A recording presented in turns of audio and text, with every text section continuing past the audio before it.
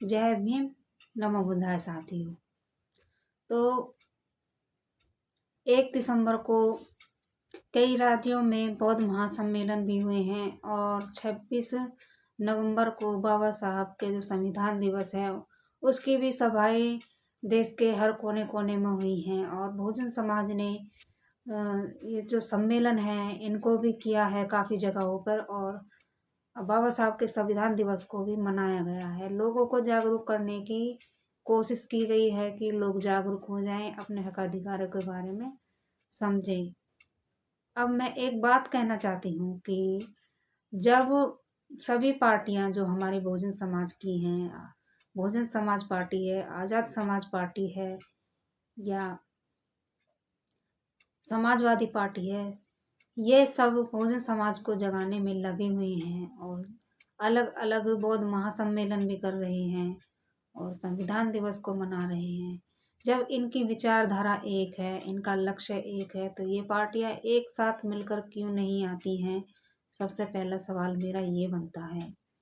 क्योंकि जब एक ही मुद्दे पर काम कर रहे हैं और एक ही विचारधारा पर काम कर रहे हैं तो इन पार्टियों को मिलकर काम करना चाहिए और एक साथ मिलकर आना चाहिए। जगह जगह संगठन बनाकर अलग अलग जगहों पर लोग काम कर रहे हैं तो उनसे भी गुजारिश है कि सभी संगठन एक साथ मिलकर आएं और इकट्ठे होकर इस काम को पूरा करें।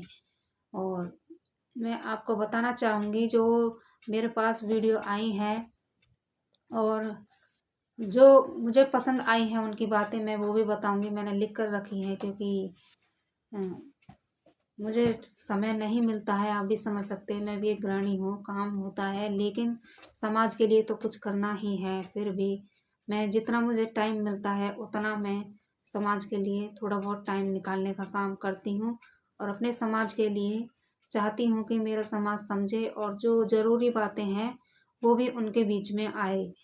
तो मैं बताना चाहूँगी आपको साथियों, जो 1 दिसंबर 2024 को जो सम्मेलन हुआ है, बौद्ध महासम्मेलन, वो कहाँ हुआ है? तो ये हुआ है अखिल भारतीय मंगल मैत्री महासंघ के तत्वाधान में आगरा उत्तर प्रदेश में बौद्ध महासम्मेलन भव्य रूप से संपन्न हुआ। इस सम्मेलन में भिक्षुगण भदंत शीलानंद और महाथेरो डॉक्टर एस.आर. इंदुवंश, महाथेरो जगदीशानंद लोकपाल जी ने धम्मा उपदेश दिए, जिसमें मुख्य अतिथि के रूप में माननीय श्रद्धेय रामजी लाल सुमन, सांसद राज्यसभा, राष्ट्रीय महासचिव समाजवादी पार्टी एवं पूर्व केंद्रीय मंत्री और मुख्य वक्ता श्रद्धेय बी.के. जाटव, पूर्व जिला जज महासंघ के संस्थापक जे.एस. राणा, पूर्व डीजी एडवोकेट नीलिमा कुमारी, राष्ट्रीय अध्यक्ष महिला महासंघ और चरण सिंह, महासंघ के प्रदेश अध्यक्ष और हरियाणा के महासंघ प्रदेश महासचिव मंजू गौतम और हरियाणा राष्ट्रीय संयोजक देवेंद्र कुमार सौरखिया जी और राष्ट्रीय संरक्षण लखन सिंह जाटव जी और दरोगा जी नवाब सिंह, दरोगा जी महाराज सिंह, प्रदेश अध्यक्ष अजय गौतम, जिला अध्यक्ष रोहित कुमार आदि लोगों ने इस सम्मेलन को संबोधित किया है। तो एक सम्मेलन तो ये हुआ था, महासम्मेलन जो बौद्धों का किया गया था और आप वीडियो देख सकते हैं। और तो इसके बाद अब दूसरा जो बहुजन समाज को जागरूक करने के लिए सम्मेलन किया गया था, वीडियो जो आई थी मेरे पास, और इन वीडियो को जो मेरे पास भेजा है वो सत्य शोधक समाज के अंतर्राष्ट्रीय हुकम चंद यादव सैनी जी ने भेजी है मेरे पास। और जो उनके भाषण है वो भी मुझे काफ़ी पसंद आए और समाज को जगाने के लिए जो उन्होंने बातें कही थी वो समाज को समझने योग्य हैं।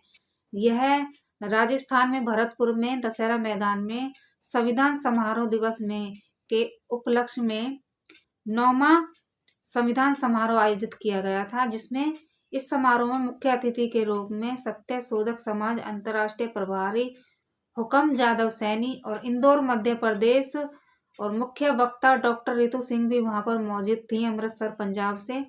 और उनको तो आप जानते ही हैं, डॉक्टर रितु को सारा देश जानता है अब तो।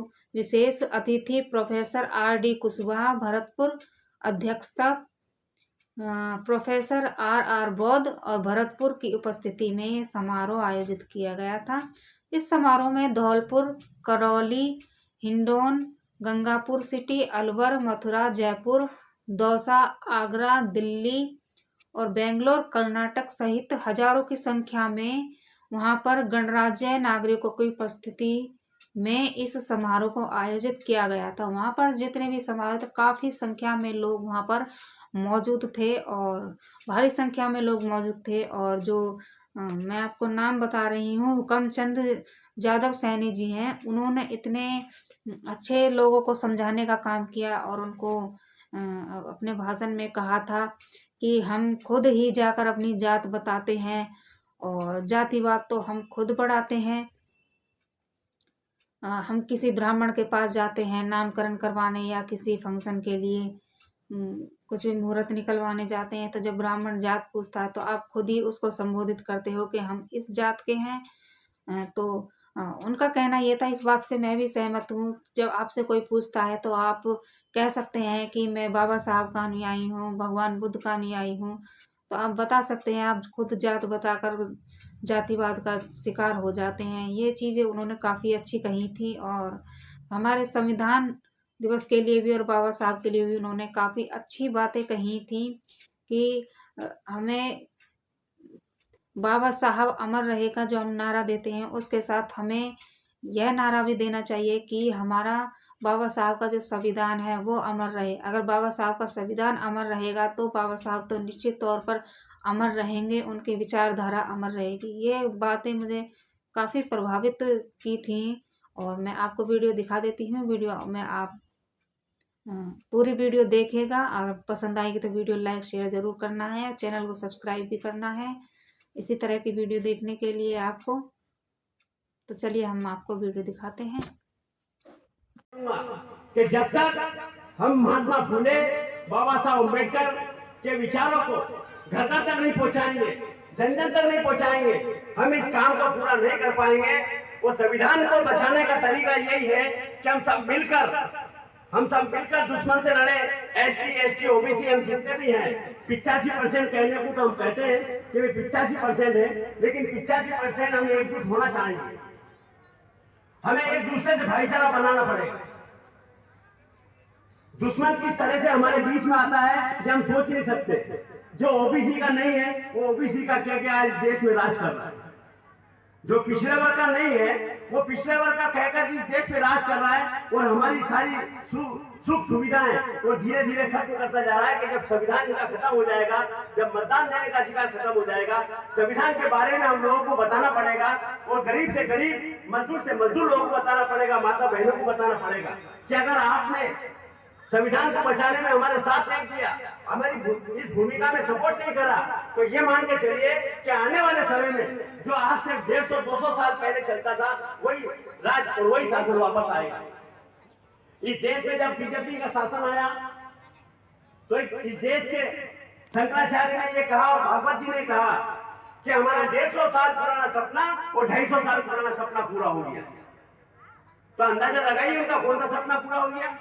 उनका सपना यही है कि कैसे भी करके बाबा साहब के संविधान को खत्म करें।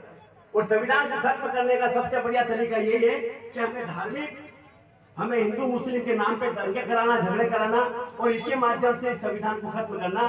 तो आखिरी में मैं एक लाइन ये बोलूंगा कि शोले फिल्म में एक जेलर था असरानी, उसने ये कहा था कि आधे इधर जाओ बाकी मेरे पीछे आओ।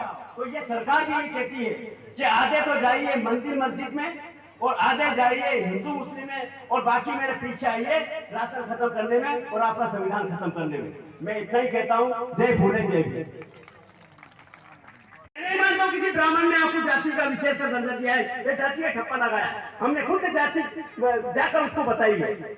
हम जाते हैं ब्राह्मण के पास में, पंडित जी के पास में, भाई हमारे बच्चे का नामकरण करना है, हमारे घर में शादी है, हमारा ये काम करना है, तो वो पूछता है कौन जाति हो, तो मैं कहता हूँ माली हूँ। तो बता तो मेरा हूँ। आजकल आंदोलन भी चलते हैं। यादव समाज कहता है हमें इतना आरक्षण चाहिए, पाटीदार समाज कहता है हमें इतना आरक्षण चाहिए, कुर्मी समाज कहता है हमें इतना आरक्षण चाहिए। तो जाति में तो आप खुद बैठे हो किसी बामन ने आपको जाति नहीं दी है, आप खुद जाति बताते हो जाकर। मैं अगर आपसे पूछूंगा आप कौन जाति के हो, आप कौन हो, तो बोले मैं बहुत हूं, आप खुद बता रहे। मैं खुद बता रहा हूं, मैं माली हूं, मैं सैनिक हूं, मैं क्यों बताऊं? मैं तो सीधा बताऊं ना, मैं गौतम बुद्ध का अनुयायी हूं, गौतम बुद्ध के समाज से हूं, गौतम बुद्ध के शरण का रहने वाला हूं, उनको मानने वाला हूं, बाबा साहब को मानने वाला हूं, मैं फूले साहब को मानने वाला हूं। तो जातियां हमने खुद ने पैदा कर ली और जाति के आधार पे हम आगे बढ़े जा रहे हैं, जाति के आधार पे हम आरक्षण मांग रहे हैं, जाति के आधार पे हम आंदोलन कर रहे हैं। मैं हमारे बीच में पार्षद महोदय बैठे हैं चतुरलाल जी, उनसे मैंने पूछा कि पिछली बार क्या हुआ, हमारे समाज ने भी यहाँ पर जाति के आधार पे आंदोलन चलाए, तो क्यों चलाए? जब हम जाति जोड़कर हम सब एक साथ मिलकर रहना चाहते हैं, एक साथ मिलकर लड़ना चाहते हैं, तो दुश्मन से लड़ेंगे कैसे? हम जाति के आधार पर तो लड़ नहीं सकते। बाबा साहब ने संविधान दिया है, उस संविधान को बरकरार कैसे रखना चाहिए, इसका हमें रिसर्च करना चाहिए, इसका हमें शोध करना चाहिए। मैं काफी जगह कहता हूँ, काफी जगह चिल्लाता हूँ, बोलता भी, पूछता भी हूँ। अभी हम आप ही लोगों से पूछेंगे कि बाबा साहब ने क्या कहा था, आप सब लोग एक ही शब्द में कहेंगे कि शिक्षित बनो, संगठित रहो, संघर्ष करो। तो एक ही नारा याद है, बस दूसरा नारा, दूसरी बात याद ही नहीं रखते। आज ही रात को अगर उठा के पूछो कि बाबा साहब ने क्या कहा था, बोले शिक्षित बनो, संगठित रहो, संघर्ष करो। बोले आपको मालूम है? मैंने मुझे मालूम है। क्या मालूम है? मेरे बाबा साहब ने कहा था, मुझे एक ही लाइन याद है, वो लाइन है, गुलामों को गुलामी का एहसास करा था, वो खुद क्रांति कर उठेगा। ये बाबा साहब की लाइन याद है। मैं वही काम कर रहा हूं जो बाबा साहब ने बोला था, वही काम कर रहा हूं। मैं गुलामों को गुलामी का एहसास। तो ये थी कुछ बातें जो प्रभारी हुकमचंद यादव सैनी ने बोली थी और समाज को जगाने की भरपूर उन्होंने कोशिश की। बेबाक बोले थे। डॉक्टर रितु भी वहाँ पर शामिल थी, उनकी वीडियो मेरे पास नहीं आई, तो इनकी वीडियो थी जो मैंने आपको दिखाई। तो अगर आपको वीडियो समझ में आई हो, पसंद आई हो, तो वीडियो को लाइक करें, शेयर करें, चैनल को सब्सक्राइब भी करें और मिलते हैं फिर आपसे अगली ऐसी ही वीडियो में। और शिक्षित बनो, संगठित रहो, संघर्ष करो के नारे के साथ। जय भीम, नमो बुद्धाय साथी।